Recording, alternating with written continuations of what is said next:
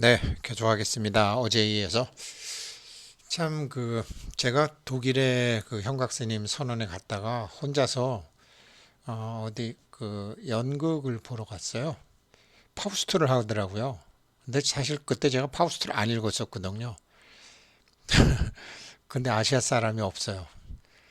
그래가지고 뭐 파우스트를 하는데 아, 고등학교 때 뭐 독일어 배워봐야 뭐 아는 게 뭐 아인츠 바이 드라이밖에 없으니 뭔 소린가 하면서 그래도 몸으로 보면 알겠지 그랬는데 뭐 잘 모르겠더라고요. 그러다가 이제 뭐 끝난 것 같아요. 그래서 사람들이 다 나와 있는데 밖으로 나왔는데 가만히 보니까 끝난 게 아니라 쉬는 시간이었어요. 돈 아까워서 다시 들어가서 끝까지 보고 그 다음에 이제 한국에 와서 파우스트를 사서 읽었어요. 읽고 나니까 이게 그냥 파우스트가 그 영국을 각색해서 그렇지 이게 뭐 맨땅 뭐 아무 놈이 이렇게 저기 신과 내통한 게 아니라 나름 수행을 평생 하던 파우스트가 신과 내통이 되는 거더라고요. 그래서 이제 그때 제가 젊은 베르테르의 슬픔도 안 읽었었을 때예요. 그래가지고 뭐 제목이야 다 알죠. 저희 때야 뭐 제목만 외워서 제목이 시험 문제도 나오고 뭐 이 사람이 뭐 낭만파냐 뭐 인상파냐 뭐 이런 거 가지고 뭐 시험 문제 나올 때니까. 그래서 이제 뭐 또 롯데 베르테르가 좋아하던 여자가 롯데죠. 롯데 LOTT이죠. 롯데. 그래 나중에 신격호 회장의 롯데가 되는 거고 뭐 베르테르처럼 자살하는 것도 많고 그걸 뭐 순수하다 그러고 뭐 플라토닉 러브라 그러고 뭐 제가 보니까 그런 것 같지 않던데 그냥 한 우울증 환자 같은 베르테르던데 알베르트 같은 애는 이제 뭐 베르테르가 보기에는 뭐 아주 천박한 것 같지만 아이 세상에 어떻게 1, 2, 3, 4, 9의 그 형태가 중요하잖아요. 스펙이 중요하잖아요. 결국은 롯데는 스펙이 좋은 알베르트하고 결혼해서 사는 거고 자기는 이제 베르테르는 그냥 난 자격이 없어 그러고 알베르트한테 여행 간다고 총 빌려갖고 그 총으로 자살해 버리잖아요.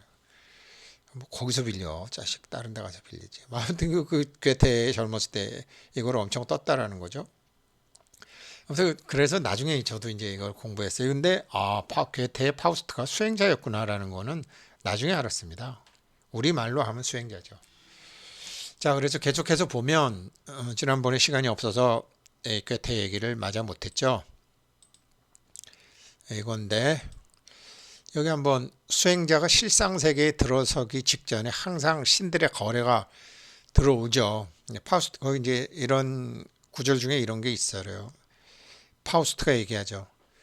저 무서운 광기 속에서도 예로부터 귀에 익은 달콤한 음조에 이끌리고 행복했던 시절의 여운에 속아 어린 시절의 추억이 되살아나긴 했지만 유혹과 요술로 이 마음을 사로잡고 기만과 가모니설로 이 슬픔의 동굴인 육체 속의 영혼을 가두는 모든 것을 나는 저주한다.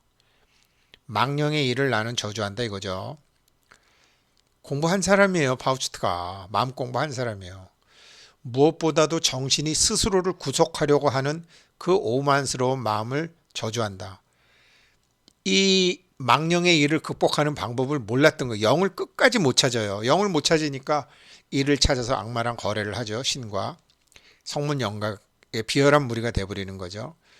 우리들의 감각에 몰려오는 현상의 현혹을 저주한다. 왜? 몸을 주인으로 삼기 시작했으니까. 꿈속에서 우리들을 유혹하는 명예, 후세의 영광 이거 다 부처님이 수행하면서 나온 거죠. 이게 거짓이라는 건 알지만 어디로 도망해야 되는지를 파우스트는 끝까지 몰랐던 거죠. 아내, 자식, 머슴, 하인, 부동산, 돈 이런 재산으로 우리들에게 아첨하는 모든 것을 저주한다. 성문 영각으로 가는 거예요. 파우스트는 결국 성문 영각을 벗어나질 못했어요. 스펙을 계속 바꿔본 거예요. 1부터 9까지. 0으로 갈 생각은 못한 거예요. 보물의 매력으로 부질없는 사업을 벌이게 하고 뭐 아프리카 일을 한다. 뭐 헬륨 코인을 해서 불쌍한 나라 사람들 도와준다. 다 거룩한 망상이에요. 그거 거룩한 망상이에요. 그 자체가 거룩한 망상이라는 게 아니라 아, 예, 그 뭐 어떤 좋은 사업 있잖아요. 아프리카 뭐 휴메니테리언 사업 이거 is 비즈니스라고 그래요. is 비즈니스. 의도는 좋아. 의도는 좋아. 남들에게 보여주는 의도는 좋아. 그걸 is 비즈니스라고 그래요. 빙 비즈니스는 달라요. 빙 비즈니스는 이득이 자기한테 오는데 일은 하지만 돈이 목적이 아니에요. 빙 비즈니스는 너와 내가 둘이 아닌 그런 거를 위해서 하는 게 돈은 그냥 따라오는 거지. 그게 빙 비즈니스죠. 근데 지금 파우스트가 얘기하는 거는 is 비즈니스예요. 부질없는 사업을 벌이게 하고 우리 회사가 30대 재벌 그룹에 들었다. 20대 재벌 그룹에 들었다. 10대 재벌 그룹에 들었다. 뭐 내가 월급 주는 종업원이 30만 명이다. 다 부질없는 사업을 벌이게 하고 또 안일한 쾌락에 적게 하려고 편안한 잠자리를 깔아주는 저 황금의 신을 나는 저주한다. 비즈니스 클래스 타네. 뭐 나는 뭐 아난티 콘도에 가네. 뭐 하룻밤 뭐 하루에 뭐 100만 원 하는 호텔에 잤네. 뭐 포도의 향기로운 즙을 저주한다. 저 지고한 사랑 신의 은총도 나는 저주한다. 희망도 저주한다. 무엇보다도 인내하는 마음도 저주한다. 몸을 가지고 무엇을 해야 되는지 답을 계속 못 찾은 수행자 파우스트의 독백입니다. 이랬을 때 대단한 사람이잖아요. 이랬을 때 신들이 거래가 들어오죠. 그래서 나는 저승 같은 거 그다지 염려하지 않는다. 만약에 메스피토우스 네가 이 세계를 산산이 부수어버린다면 그 뒤에 어떤 세계가 펼쳐진 나하고 상관이 없다. 이 세상 대지에서 내 기쁨이 솟아나고 이 세상의 태양만이 내 고통을 비추어 지리라. 칸트처럼 깜빡 답은 봤어요. 답은 봤는데 답과 자기와의 연결 통로를 만들지 못한 거죠. 내가 이것들과 헤어진 다음에는 무엇이 어떻게 되든지 무슨 상관이 있겠냐. 아, 죽으면 그만이지. 내세가 어딨어. 환생 이런 걸 모르는 거죠. 저 사랑에도 사랑과 미움이 있는지 또한 거기에도 상하의 구별이 있는지 그런 이야기는 난 듣기 싫어. 수행의 끝은 뭐 이런 수행자들 많이 만났어요. 저 이런 수행자들 참 불쌍하죠. 끝까지 갔는데 동기가 명확지 않은 거예요. 수행을 하는데 수행의 동기가 명확지 않은 거예요. 뭐 저도 이런 세월을 오래 겪었고 그래서 이제 이거를 이래 갖고 이제 거래하는 거예요. 거래를 하는데 이거를 제가 그냥 답만 말씀드릴게요. 존재의 실상 자리에서 법계의 살림살이는 어떻게 되느냐. 결국 영의 세계를 파우스트는 몰랐던 건데 역경계와 다투거나 저항하지 말라. 파우스트는 계속 다투고 짜증내고 저항하고 있잖아요. 저놈은 벌받아 마땅하다. 하지 마세요. 이건 뭐냐. 저놈은 나쁜 놈, 여기 나쁜 놈이 있어서 안 된다. 현실을 잘못 인식하는 사람이다. 저렇게 살면 안 되는 걸 모르는 사람일 뿐이지 나쁜 놈은 없다. 왜? 나는 나쁘지 않은데 쟤는 나쁜 놈 그러면은 분리된 자기예요. 거짓 자기예요. 상대방의 거짓 자기를 인정을 하기 때문에 자기의 영의 힘이 안 나와요. 그는 분리된 자기를 추구했던 자일 뿐이다. 결국 망령된 일에서 벗어나지 못했을 뿐이지 술이 덜 깬 부처이고 잠이 덜 깬 그리스도이지 나쁜 놈이라고 고정된 인식을 만드는 건 안 되죠. 아, 정말 이런 강의하기 괴롭습니다. 내가 실천도 하지 못하면서 자꾸 이런 얘기를 하니까 실천해 보려니까 너무 힘들어요. 그래서 제가 이번 3월 3일부터 7월 7일까지는 본격적으로 이걸 실천을 해보려고 해요. 지금부터라도. 그래서 결론은 어둠과 혼란과 무지와 절망의 세계에 빛을 비추어 상대방과 나의 무명이 명으로 바뀌어 순수이성으로 돌아오기를. 그래서 영을 반드시 공부해야 되는 거예요. 영의 세계에 들어가야 되는 거예요. 이게 금강산매경 입 실제품이에요. 그래서 오늘 공부해 보면 오늘은 이제 입 실제품 마지막에 그 다음에 진성공품 열애장품 들어가야지 이제 영의 작용이라는 게 나와요. 본격적으로 대력보살이 여쭈었다. 불가사의합니다. 이러한 사람은 영에 들어간 영의 영, 무, 공에 있는 사람은 출가하지는 않았지만 출가하지 않은 것도 아닙니다. 왜냐하면 욕망의 불이 꺼진 육체의 몸 안에 들어가서 열애의 옷을 입고 깨달음의 자리에 앉은 것이기 때문입니다. 영의 부동지에 앉기 시작하면은요. 이러한 사람은 사문이라고 할지라도 마땅히 공경하고 공양하여야 하겠습니다. 우리 뭐 부설거사, 방거사, 유마거사 이런 사람들은 출가 안 했잖아요. 근데 스님들, 보살들이 다 공경하죠. 부처님께서 말씀하셨다. 그러하니라. 왜냐하면 욕망의 불이 꺼진 육체의 몸 안에 들어가 있어도 마음은 사회의식의 욕계, 색계, 무색계를 뛰어넘어 초월의식에 있었으며 격이 다른 거죠. 사회의식은 1부터 9까지, 초월의식은 영의 세계, 열애의 옷을 입고 제법 공처의 자리에 들어가서 깨달음의 자리에 앉아서 정각의 경지에 올라갔으니 이와 같은 사람은 마음으로 두 가지 나를 뛰어넘었거늘 있다 없다 다 뛰어넘었다 이거죠. 어찌 하물며 사문이라 하여 존경하고 공양하지 않겠는가. 대력보살이 여쭈었다.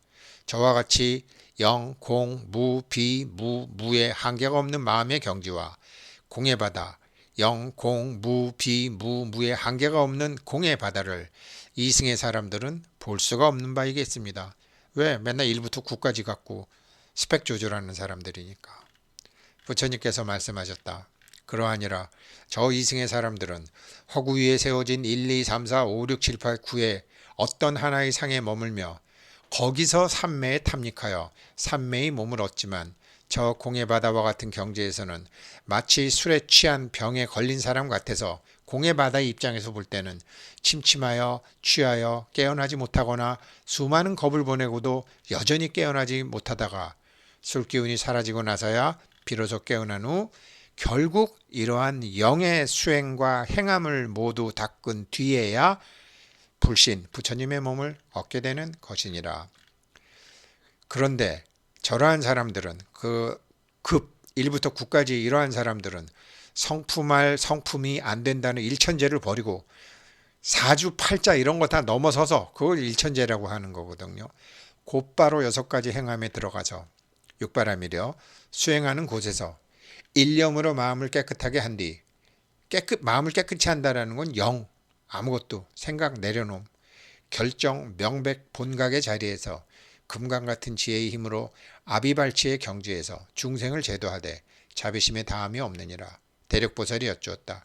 이러한 보살 종자의 성품을 가진 사람은 마땅히 계율을 지키지 않으리니 저 사문들에게도 마땅히 공경하거나 우러러보지 않을 것입니다.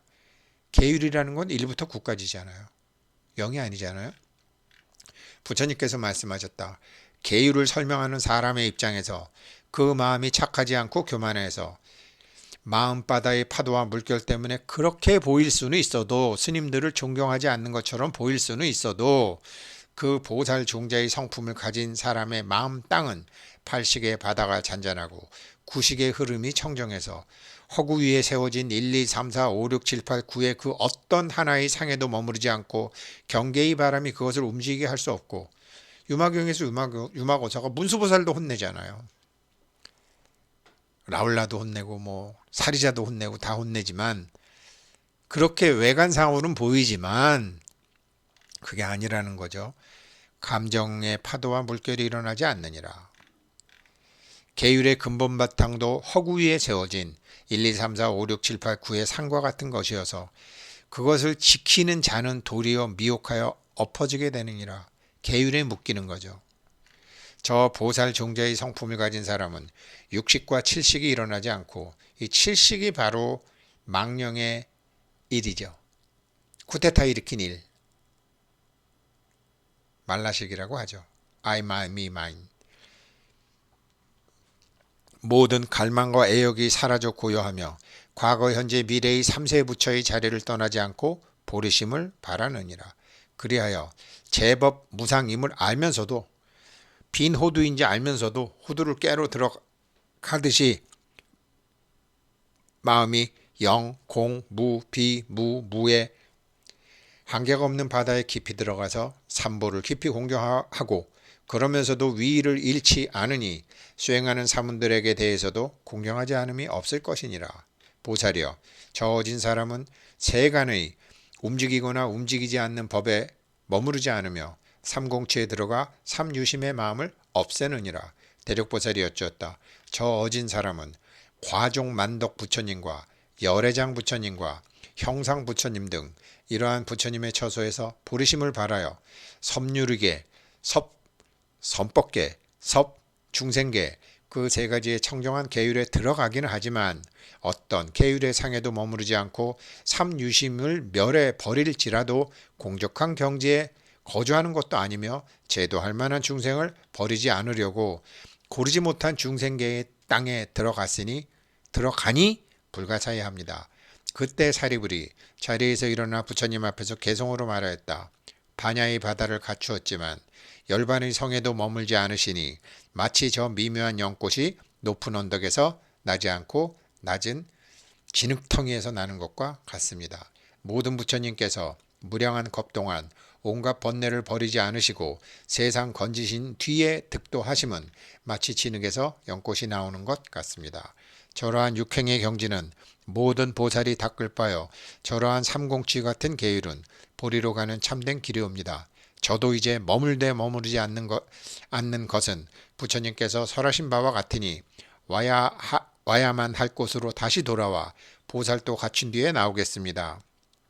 성문에서 이제 보살로 영의 세계로 들어가겠다고 사리자께서 말씀하시는 거죠.